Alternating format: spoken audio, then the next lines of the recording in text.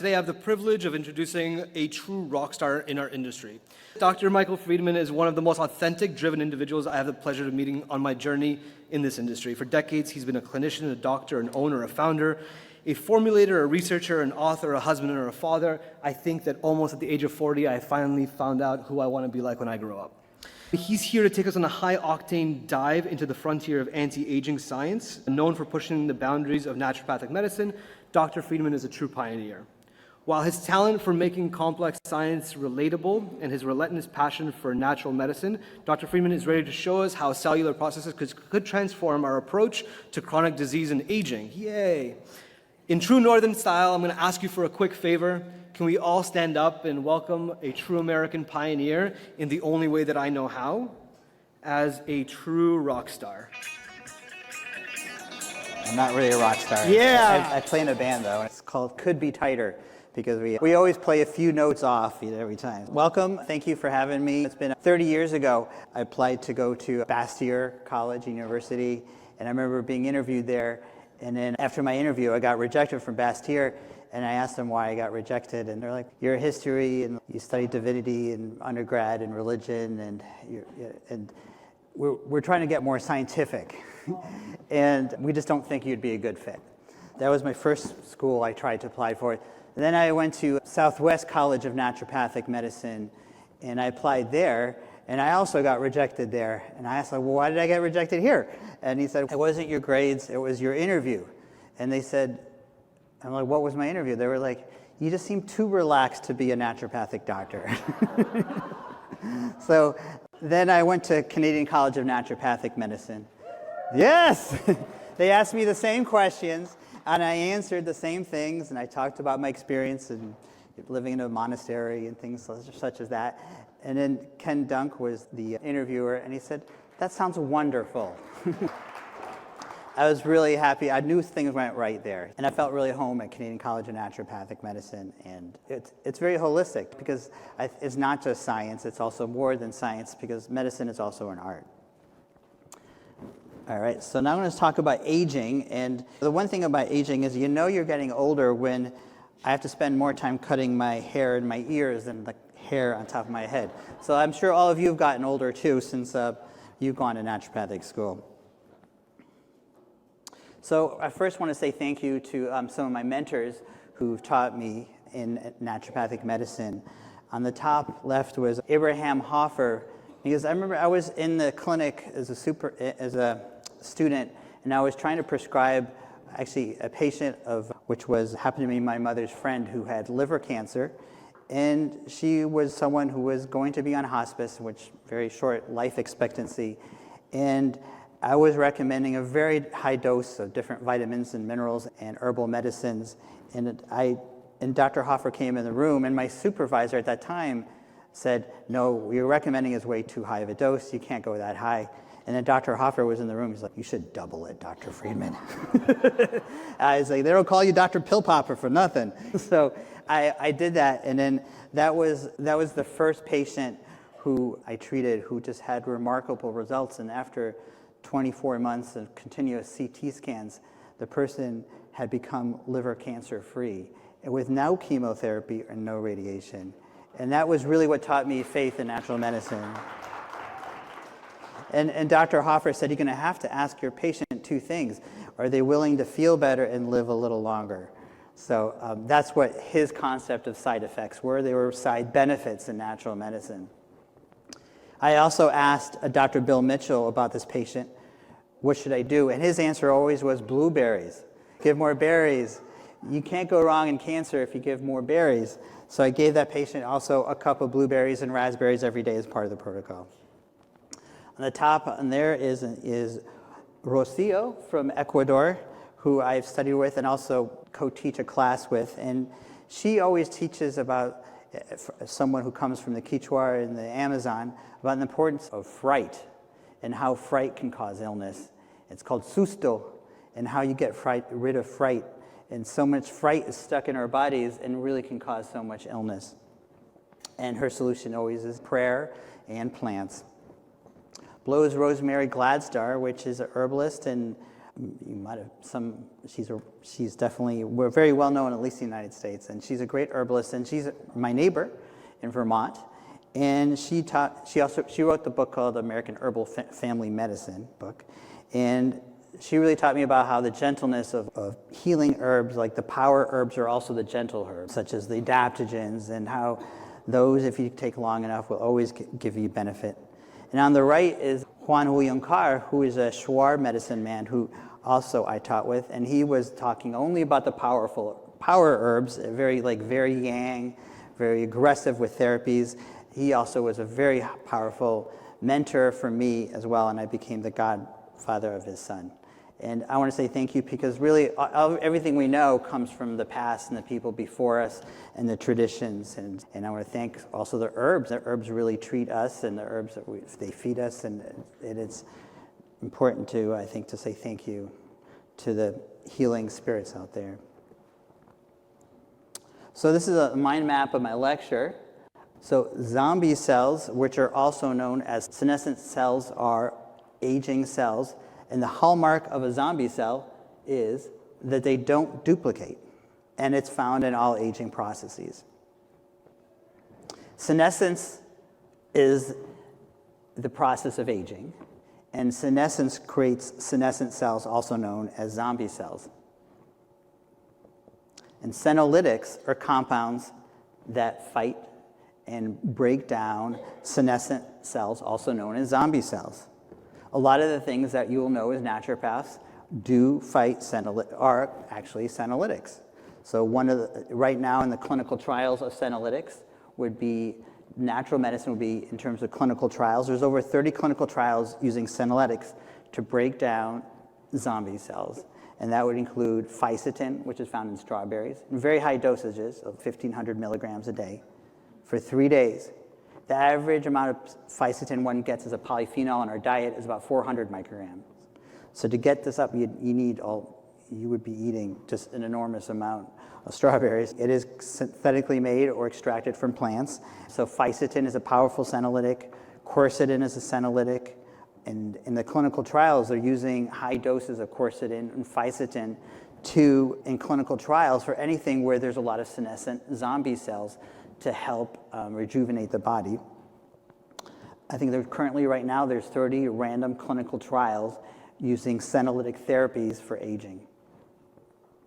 And in terms of the drug, they use diacinib, which is a drug for chemotherapy, for leukemia, but it also breaks down these zombie cells, and that's why it's been shown to be very helpful for all these things where senescent cells are found in tissues, which includes osteoporosis, glaucoma.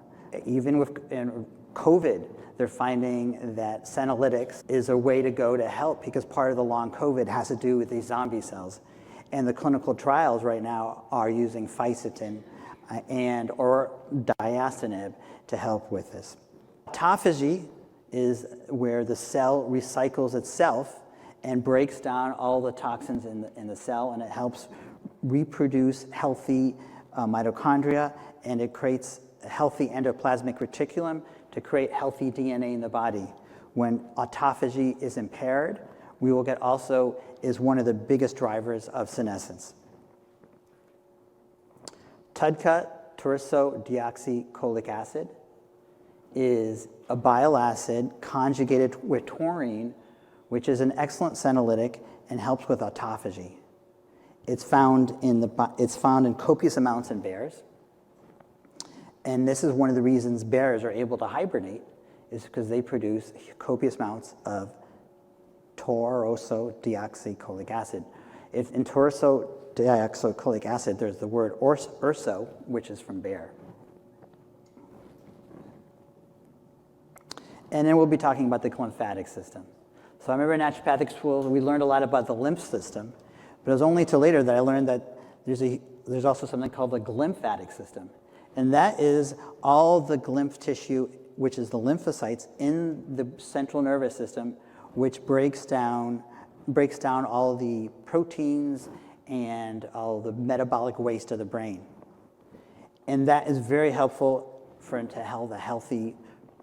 to have someone be healthy, because your central nervous system needs to detoxify The glymphatic system is the key way of detoxifying the brain naturally, and it only turns on, the glymphatic system only turns on with sleep. So we can talk a lot about naturopathic things, but remember, sleep is one of the foundational parts of aging, making sure that we sleep well enough because the glymphatic system does not turn on without sleeping. And also impaired sleeping. So with sleep apnea, do you know what, like sleep apnea increases about 7 to 8 years on your life.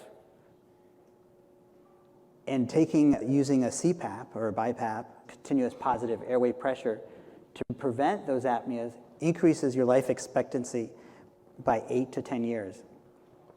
The reason is that sleep apnea causes a high amount of senescent cells and zombie cells. So that is the reason you're having higher risks for heart attacks and strokes and higher risks for osteoporosis. Using a CPAP machine on its own increases bone density because it decreases senescence. I had a patient who I could not help the patient's osteoporosis. I used to have so many problems with patients with osteoporosis because vitamin D, vitamin K is not really, calcium is not really the solution because it's a chronic disease. It's not just nutritional deficiencies. And part of it has to do with the aging process of senescent cells. Just using a CPAP treats people with osteoporosis and increases bone mineral density. It causes a huge oxidative load when people stop breathing in the middle of the night. And that's why it causes such aging. Zombie cells. Zombie cells we want to get rid of. Zombie cells, they're dead. They don't reproduce, and they don't help the body at all. There's a function of having some zombie cells, but the body needs to be able to get rid of them. The immune system gets rid of them, but as you get older, it gets harder and harder to get rid of senescent cells. And by getting rid of senescent cells, you're also treating a lot of chronic disease. And that's why, as I said, there's 30 random clinical trials in the United States right now using senolytics to treat chronic disease. So a senescent cell is a cell that has reached a permanent cell cycle arrest, meaning it can't divide anymore, it can't replicate, but remains alive and can release chemicals that damage nearby cells. So when you take senescent cells in animal studies and you take them and put it into the bones, it causes osteoporosis. When you put these zombie cells in the cardiovascular system, it increases the chance of getting heart attacks. Essentially, a zombie cell stops dividing but doesn't die off completely unless there's healthy apoptosis. So these are all the consequences of senescence. One you can see is osteoporosis. So rather than getting vitamin A, D, and K, it possibly might be more beneficial to help with autophagy and help with senescence to have a better result with osteoporosis. These are all the things where senescence has been found. Glaucoma, neurodegeneration, type 2 diabetes. And again, I think a really good example is sleep apnea increases aging, and sleep apnea has been linked to neurodegeneration, increasing the risk for all these different things. So it really is a good way of remembering it. Type 2 diabetes, it affects even the microbiome, the immune system, and cancer. And that's why a lot of holistic physicians now are using senolytic therapy as a basic treatment for all cancer, because it's considered like a chronic disease. Autophagy is the body's ability to recycle its nutrients and density inside and have healthy mitochondria. Impaired autophagy will cause problems in DNA replication in the mitochondria, and impaired autophagy leads to aging and senescence. One of the key drivers of senescence is impaired autophagy. Autophagy is a cleaning within the cells. And the glymphatic system is cleaning within the central nervous system. And the glymphatic system, again, is a network that clears metabolic waste. And the buildup of these proteins, if the lymphatic system doesn't clean it out, which builds up in the brain and can lead to neurodegenerative diseases and cognitive decline. So when you're thinking of someone with cognitive decline, or someone having a hard word recall, think of autophagy and the glymphatic system.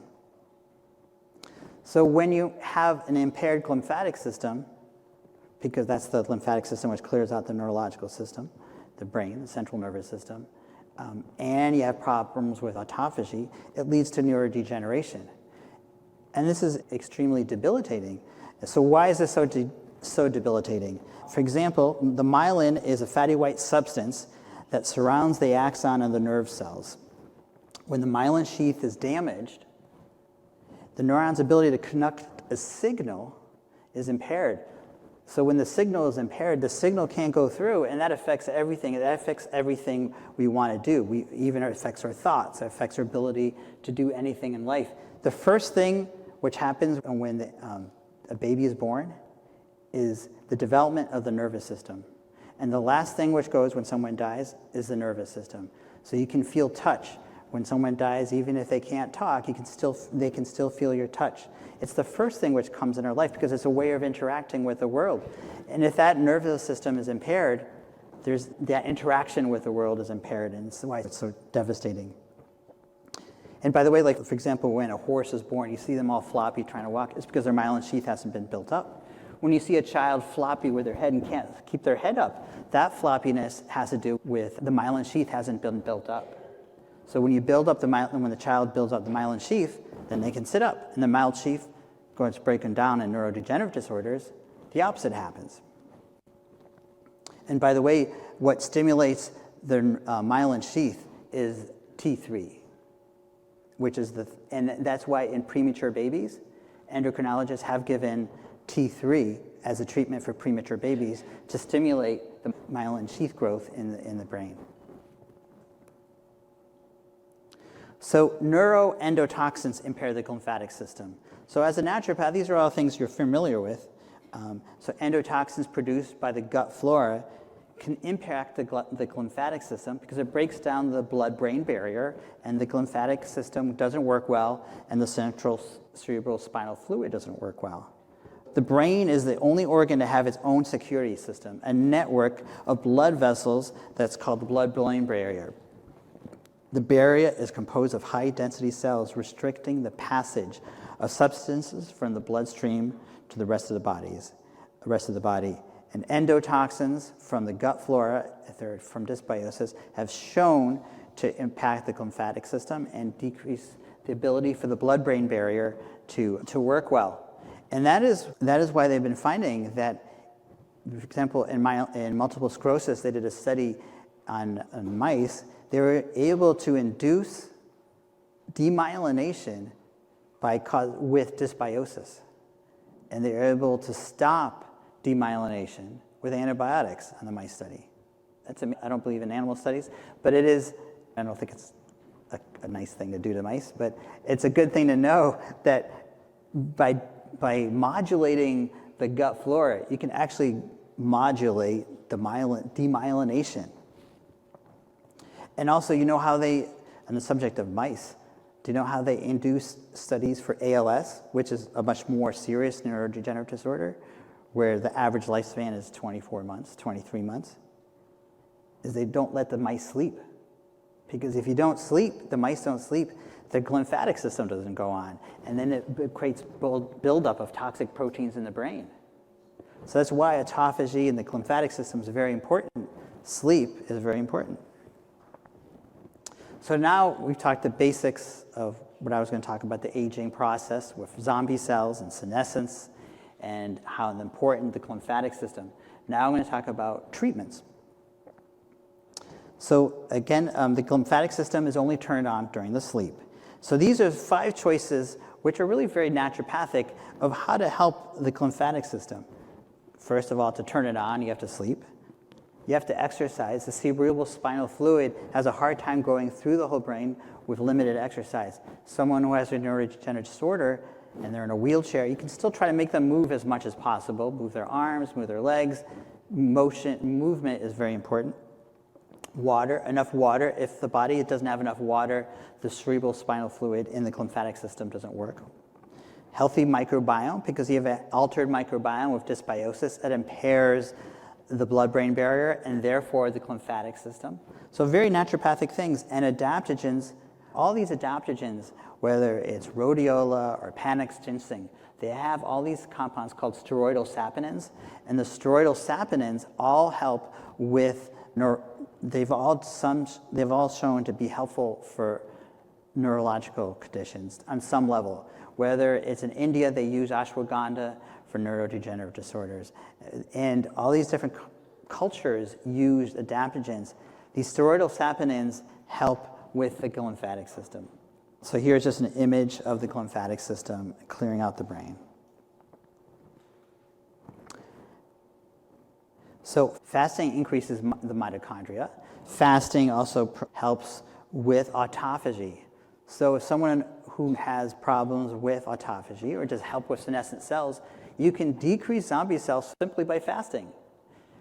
So we eat too much, especially in the United States. So maybe Canada is different, but the United States people eat too much. So fasting really will help with decreasing these senescent cells. Also exercise, a ketogenic diet also increases autophagy. So basically, really a lot of the naturopathic things, what we were taught in school, are the basis for what we're doing here. Here is fecal microbiota transplant. Fecal implants are where you take a healthy donor and you clean out the feces to make sure there is no fiber and other chemicals. You test the heck out of it to make sure there is no pathogenic bacteria. And then you do an enema of the feces into the patient. And you can get this right now as a drug. You can get it as a pill, and you can get it as an enema, and it's approved. It's extremely expensive. I don't know in Canada, but in the United States, the prescription is $10,000 per dose, and 5 doses, $50,000. The insurance company usually pays for it. It's only approved currently for the insurance to pay for it if the patient has Clostridium difficile. So I have recommended some people to do this, and a more affordable method is there's a clinic called the Taymount Clinic, Taymount Clinic, and they're in the UK and they're in Europe, and they specialize in FMT therapy to help people with chronic disease. And you can go in these clinics. It's much more affordable. It's still very expensive, but it has dramatic results. Because when you're taking probiotics, you're getting like oral probiotics, you're getting like billions. But when you're taking an FMT, you're taking like hundreds of trillions of different healthy microorganisms from a healthy person to another, into someone with chronic disease. And as we were mentioning, dysbiosis will decrease autophagy and increase the amount of zombie cells if there's. And a really quick way of doing this is FMT therapy. And some metabolites from the gut disrupt autophagy, and that's what leads to neurodegeneration. So here, FMT therapy has shown to be helpful in Alzheimer's disease. It increased the ability of cognitive function and decreased the protein plaques in the brain. Just FMT therapy. Because you're decreasing the metabolites of the gut flora and helping the lymphatic system and autophagy. Pretty powerful stuff. In an intensive care unit, they understand the importance of the brain-gut connection. Because, for example, I had a patient who had advanced cirrhosis, and the person went unconscious. They went to the hospital, and what did they do? They gave them an enema, lactulose, to take out the feces. And then when you took out the feces, you took out all the metabolites of the gut flora, and the person started talking like 15 minutes later. In the ICU, they know about the brain-gut connection. Parkinson's disease is shown to improve motor function, reduce dopaminergic neuron loss. So it even shows that it's affecting the brain, because the brain can clear out all these metabolites. ALS has showed to increase bowel function and ALS symptoms just with the FMT therapy. So now let's think about how to stimulate autophagy. Berberine, curcumin, pterostilbene, green tea are all things which have shown to increase autophagy.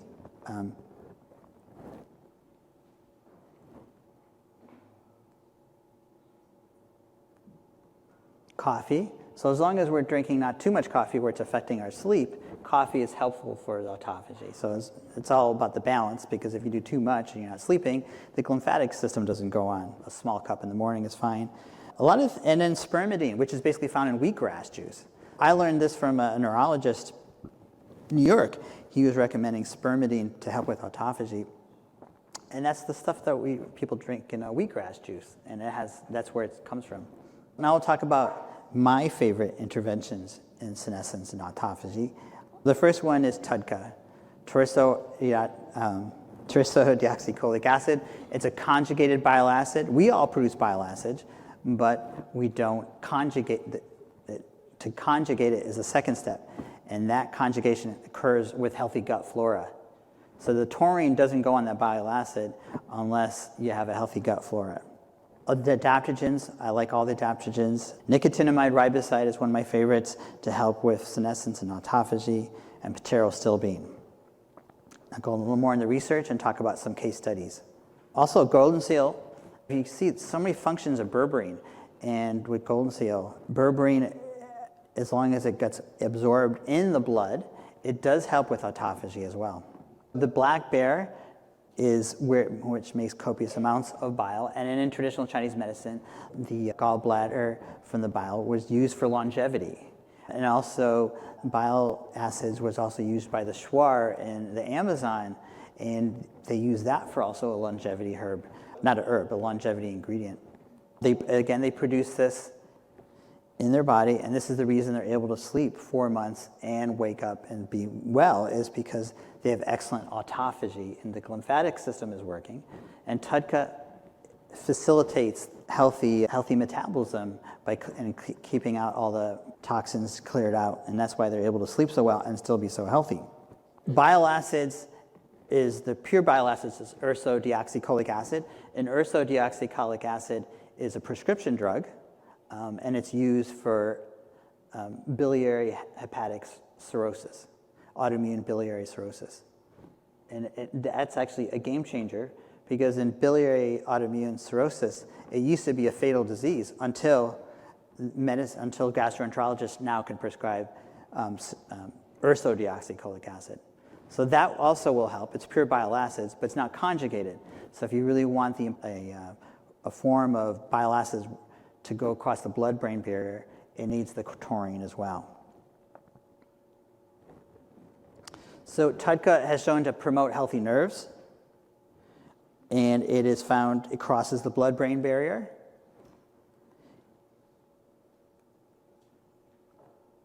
So here are the current clinical trials using TUDCA. And again, TUDCA helps promote senescence, healthy senescence, and autophagy. In the Khan School of Medicine, there's a current clinical trial for Alzheimer's just using TUDCA. The dosage is usually about 1 gram a day in these neurodegenerative disorders, 1 gram a day. So here's a phase 2 clinical trial. Here's Parkinson's. There is a study in nutritional neuroscience found that the pretreatment of TUDCA protects against dopaminergic neuronal damage in Parkinson's disease. And there is currently a clinical trial also for Parkinson's disease using TUDCA.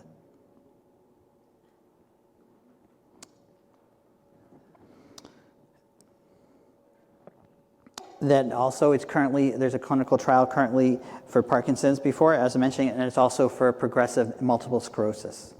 Again, the dosage is 1 gram a day. It's currently done at Johns Hopkins. Here are all the clinical trials doing phase 2 and phase 3 for TUDCA. ALS. Now, I have used a patient with ALS with TUDCA and these ingredients like pterostilbene, et cetera.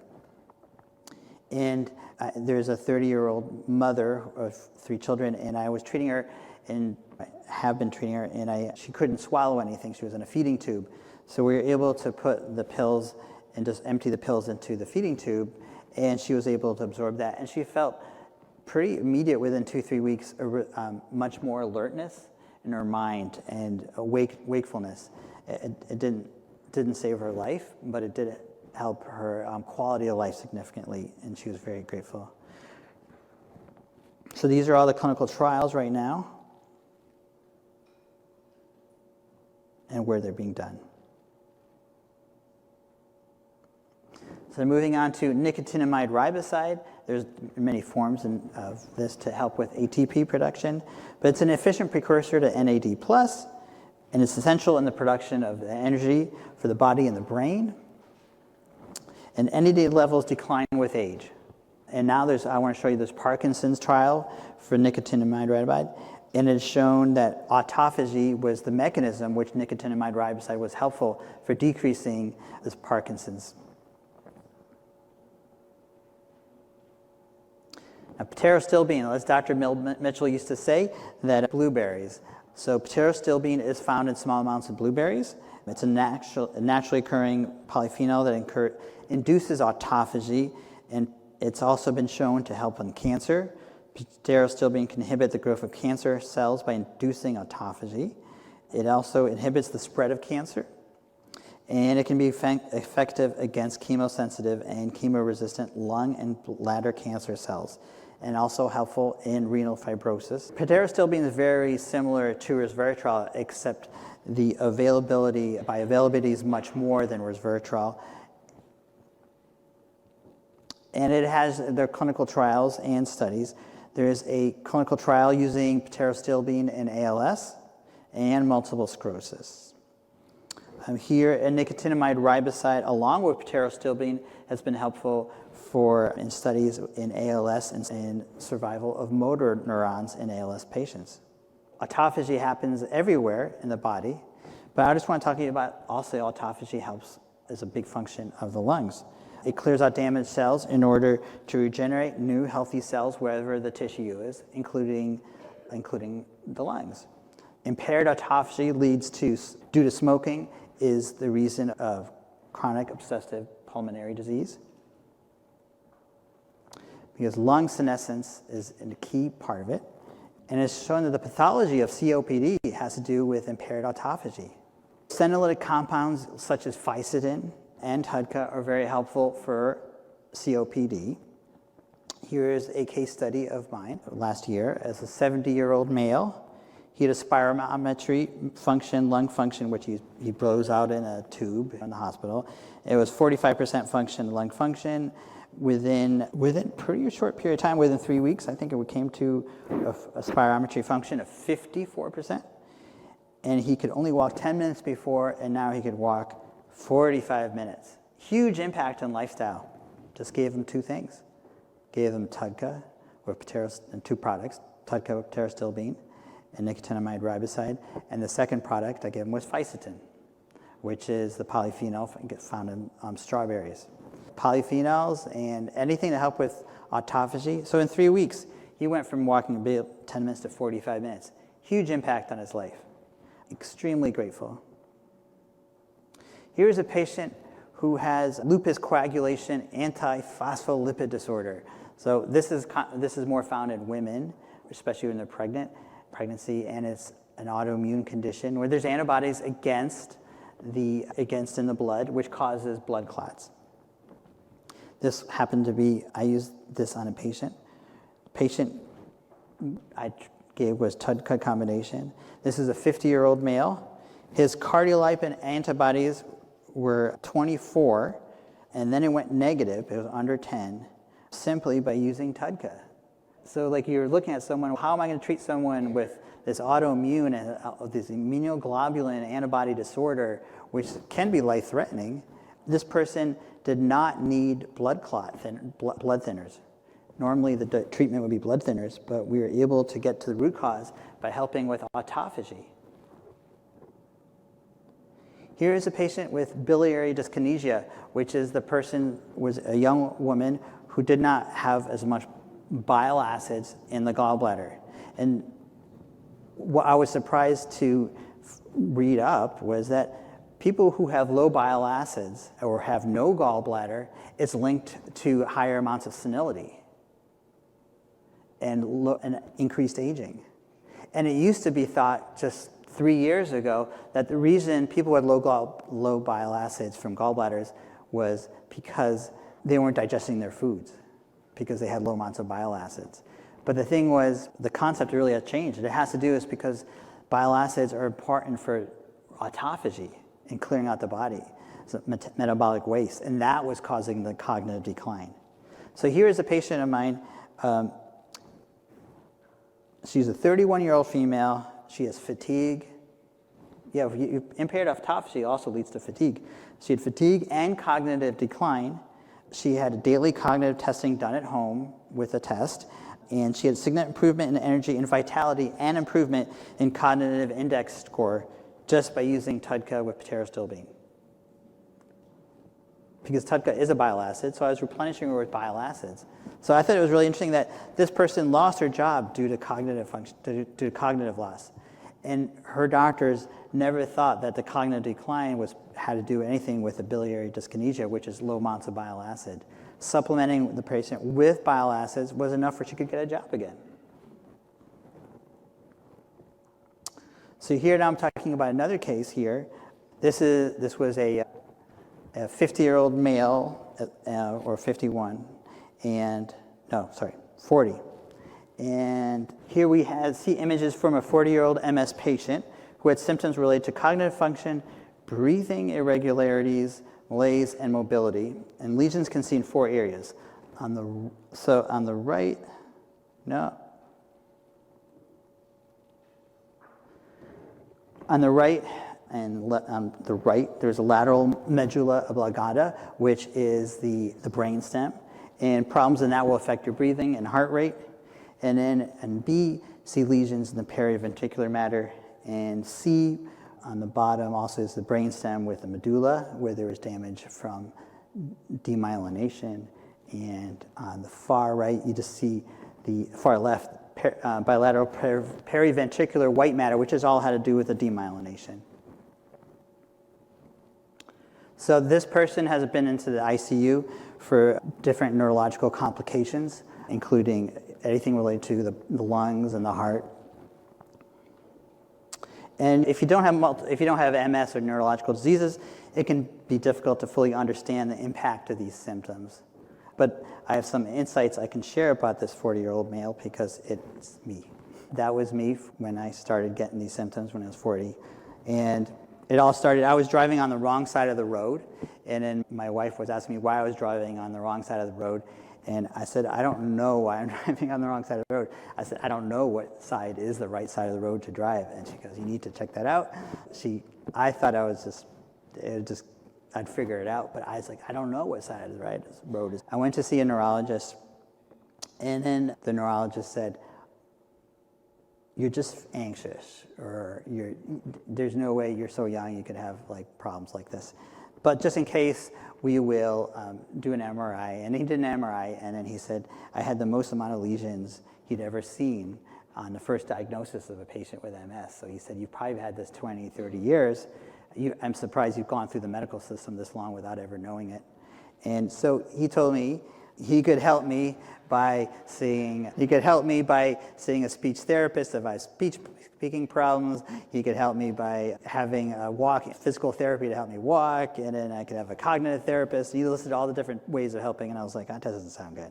Because I had so many lesions, I actually was already approved for Social Security because of the amount, there's a certain amount of lesions you can have and blah, blah, blah. And you can already apply for Social Security. And I threw it away, and I was like, no, I don't want that. I don't want a Social Security. I was like, I'm a naturopath. I can figure this out. I've helped other people. I'm like, okay, I'm going to do everything. I did Panchakarma, very relaxing, got Ayurvedic Panchakarma treatment for 2 weeks where they gave me oils and we did enemas. Then I saw a naturopath as well. We did vitamin D, put in a hypoallergenic diet, did fish oils. Then I saw like a anti-aging MD for neuropeptides injections. I tried it all, vitamin D, everything, and I was dead wrong. 9 months later, my galaxy of lesions became a consolidated lesion in my cervical spine, and my symptoms worsened dramatically day by day, even though I always kept on doing all this naturopathic medicine. So I was really shocked that I was like, oh, I thought I would get better. But the neurologist had warned me that what I had was like, if I had 10% more growth of lesions in my cervical spine, I would have serious problems with my lungs and my heart and be a paraplegic quite easily. So with a worsening of that lesion, I had to wear gloves to take a shower because my hands hurt so much. And I couldn't have any water touch my hands. I wasn't strong enough or coordinated enough to tie my shoes. And so I wasn't a rock star, but I did play music. And I couldn't play music anymore because my fingers weren't working. And then I started developing demyelination and atrophy in the cerebral cortex, which meant I had hard problems with executive functioning, sequential thinking, and word selection. And it peaked at a really bad time where eventually there was a moment I didn't know who I was. Literally did not know who I was. And I was in Vermont, in Burlington, and it was snowing. I came out of the car, I was like, I don't know who I am. And then it was really cold, and it didn't matter to me. I didn't know who I was, because why would it matter if I don't know who I am? But then 10 minutes later, I was like, I think I should know who I am. And then I got really anxious. And then I didn't know what to do. And I'm like, who do I call? Like, people are going to think I'm on drugs or something. And there was a policeman, and I couldn't talk. And then I walked through the snow all the way to the hospital. And then I couldn't figure out how to use the escalator or the elevator. So I was like, I'm too embarrassed. If I don't know how to use the elevator, I'm not going to go see my doctor. And what's the doctor going to say? But eventually, I felt a little better. And then I called up my wife. And I was like, I just forgot who I was, and I can't drive. But then it started calming down, and then I went in town, and I went to a restaurant and ate some sushi, and it started calming down, and I started remembering who I was, and I was like, and I came out of it. But I realized how serious a neurological disease can be. Then I went to speech therapy, and I was given a card for aphasia, which means you have a hard time talking, and I'm trying to explain to people I'm not drunk. And my friends thought that was really funny, but I'm like, I'm not drunk, I'm just like having a hard time talking. Then later on, I had a hard time recognizing it just get worse and worse, and I'm seeing a naturopath, I'm seeing 3 naturopaths, it was just like, I'm just getting worse and worse. And then I could tell something was gonna happen, which was really bad. And I wrote a letter to my family, because I was like, I feel the next day I might not remember my family. And I said, I wasn't trying to be poetic, I was just trying to explain. I said, wind is coming, and the storm was here. My sense of time, it affected my sense of time. I couldn't figure out the past, the future. And hope in sunrise that I may know the people I love. Hope my family will I know, was a note I sent to my family, was that I hope I know them in the morning, because I'm feeling so confused. And within the next week, not the next morning, but the next week, I looked at my son, and I didn't remember who he was. A week later, for just a moment, I was like, who's your dad? And I was like, you're my son. What's the difference between a son and a godson? And I just couldn't remember it all. And then I'm like, how are we all related? And it was very devastating. And then I went to, another time, I went to my mother-in-law, who is Hindu and Indian, but she gave me a cup of tea, a chai, and I had more than double vision. I had vision of 6 arms, and I couldn't figure out where to put my hand to get to a cup of chai. And it was so disorienting. I was like, I don't know, what hand is here, what hand is there? But I went to the hospital, and they're like, there's really no pill for this. There's nothing I can give you to suddenly not see double vision. But by the way, pterostilbene is a compound which has been shown to decrease optic neuritis in MS. So after a few doctors basically told me there's no pill for this, I wrote a book about it, and it was about really that there is no pill for this. You have to go through it. And I remember that the publisher didn't really like my name of the book, because they're like, we want to give them confidence in the treatment. I'm like, there is no one pill which makes it go away, yet everyone who has a neurodegenerative disorder does have some symptoms at some point. Some are better and some are worse. They might have remission, but eventually in their life they're going to have symptoms, and you have to go through it. But this is the treatments I did. So I've done fasting. I take TUDCA, I take nitinamide riboside, pterostilbene, ashwagandha, golden seal, and I take a blend. Bill Mitchell's, there's a fruit blend of anthocyanins full of berries that Bill Mitchell, who passed away, but his daughter, who's a naturopath too, still in his honor makes the same blend of berries, of a really strong berry extract of different things with anthocyanins, the favorite things of Bill Mitchell. I do that. Plus I've done tea therapy. So basically all these things are the things that I've done which would help with senescence and autophagy.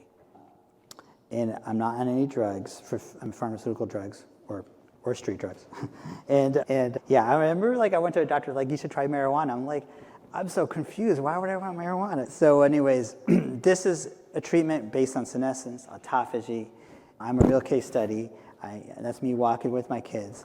I can do, okay.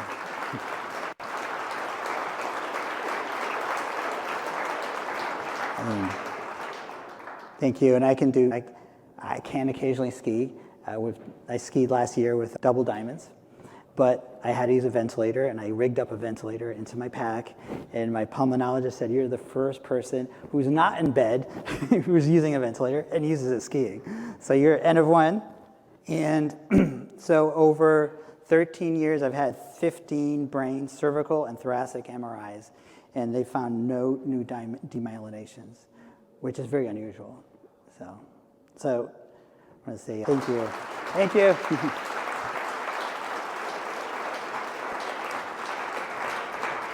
And the last thing is I want to say that I've been really surprised about how there are certain things where it didn't, in my practice, I wasn't to help patients. I wasn't able to help a patient with osteoporosis or cognitive decline.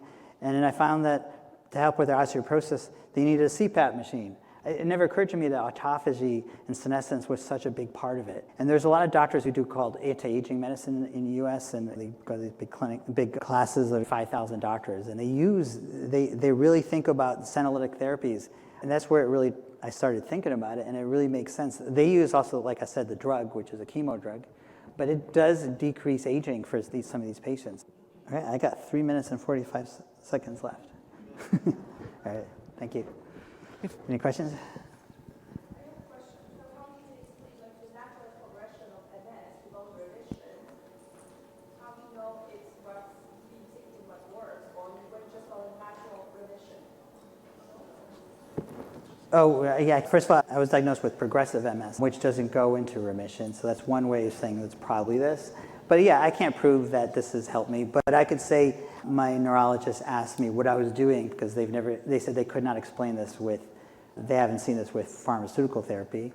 But yeah, you're right, and also I'm at the age now where where people usually don't get more new, because after you get old, the immune system gets a little more weaker in a sense, and you get less MS lesions after a while. So I'm pretty steady right now. But you're right, it's possible this was I can tell you that I kept on getting worse until I just started doing this. So I think and I did try Crevus, the pharmaceutical as well, and it didn't help.